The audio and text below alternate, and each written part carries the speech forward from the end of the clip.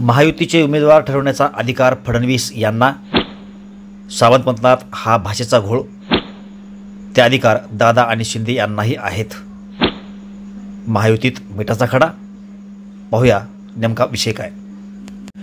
भाजपच्या कोर कमिटीची बैठक झाली आणि त्यामध्ये असं ठरलं की 150पेक्षा कमी जागा आपण लढवायच्या नाहीत आणि महायुतीचे सर्व उमेदवार ठरवण्याचे सर्वाधिकार हे देवेंद्र फडणवीस यांना देण्यात आलेले आहेत, अशा पद्धतीची माहिती आशिष शेलार यांनी दिली. परंतु त्यांच्या या प्रतिक्रियेवर शिवसेनेचे सावंत यांनी लगेच उत्तर दिलं की अशा पद्धतीचा कुठलाही निर्णय होऊ शकत नाही. भाजपचे कुठले उमेदवार द्यायचे हा देवेंद्र फडणवीस यांना अधिकार देण्याचे अधिकार हे भाजपच्या कोर कमिटीला आहेत, परंतु शिंदेचे कुठले, शिवसेनेचे कुठले उमेदवार द्यावेत किंवा राष्ट्रवादीचे कुठले उमेदवार द्यावेत हे निश्चित करण्याचा अधिकार फडणवीस यांना असू शकत नाही.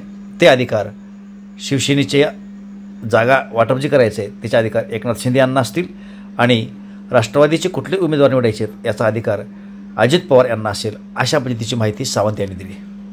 आशिष शेलार आणि तानाजी सावंत दोघेही काय म्हणाले आपण प्रथम ते पाहू. विधानसभेच्या जागा निश्चितीकरणाचा फॉर्म्युला, निकष, जिंकण्याचं नियोजन आणि त्या आधारावर जागांचं वाटप, जागांची निश्चिती हा कार्यक्रम सुद्धा त्या ठिकाणी ठरलाय आणि त्याची सुरुवात माननीय देवेंद्रजींच्या नेतृत्वात त्यांना संपूर्ण अधिकार देऊन सुरू करण्याची भूमिका पक्षाने स्पष्ट केली. असा निर्णय मला असं वाटतं झालेला देखील नाही आणि होणार देखील नाही.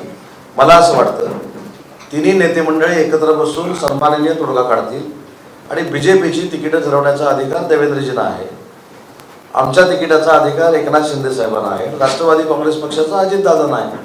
त्याच्यामुळे थोडं मराठी भाषा असल्यामुळे वाक्यरचना पाठीपुढे होते. महायुतीचे उमेदवार ठरवण्याचे अधिकार देवेंद्रजींना दिलेत असं जर हा परत आणि एक कोणतरी फेक नरेटिव्ह सेट करत असेल तर तसं काही नाही. आशिष शेलारांनी जी काही भूमिका मांडलेली आहे ती शिंदेचे तानाजी सावंत यांना मान्य नाही अशी दिसते. शेलार यांनी जी काही भूमिका मांडली त्या पद्धतीनं 150 उमेदवार जर भाजपला पाहिजे असतील तर 288 पैकी शिंदे आणि दादा यांना किती उमेदवार मिळतील ते सुद्धा पाहण्याचा प्रयत्न करू.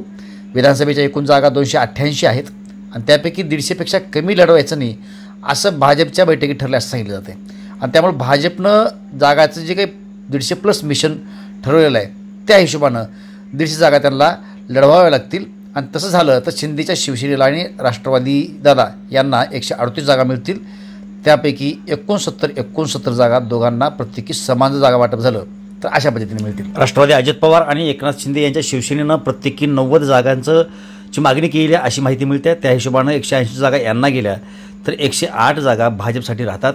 आता या फॉर्म्युल्यावरतीच महायुतीच्या पुढल्या जागा वाटप होतात, यामध्ये परत काय वादविवाद होतात यावरती महायुती टिकणार आहे बिनसणार आहे हे येणाऱ्या काळामध्ये कळणार आहे.